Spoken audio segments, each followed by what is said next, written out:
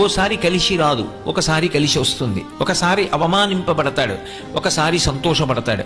కానీ ఇవేవీ కూడా లక్ష్య పెట్టడు. ఇవన్నీ భగవంతుడికి అర్పణ చేసి తనదైన మార్గంలో తాను వెళ్ళిపోతూ ఉంటాడు.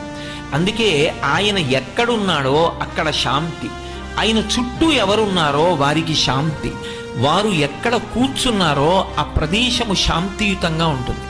అందుకే సనాతన ధర్మంలో భక్తి యొక్క ప్రధాన ప్రయోజనముగా మీరు అడిగినా అడగకపోయినా భక్తి మార్గంలో వెడుతున్నప్పుడు వచ్చేటటువంటి మొట్టమొదటి లక్షణం ఏది అంటే ప్రశాంతత. అందుకే మీరు చూడండి, మీరు ఏది ఈశ్వర సంబంధమైన కార్యం చెయ్యండి, ఒక్క విషయాన్నే అడుగుతారు, ఓం శాంతి శాంతి శాంతి, దీని చేత శాంతి కలుగుగాక. అందుకే త్యాగరాజస్వామి కూడా శాంతము లేక సౌఖ్యము లేదు సారసదళ నయన అంటారు. అసలు ఆ శాంతమ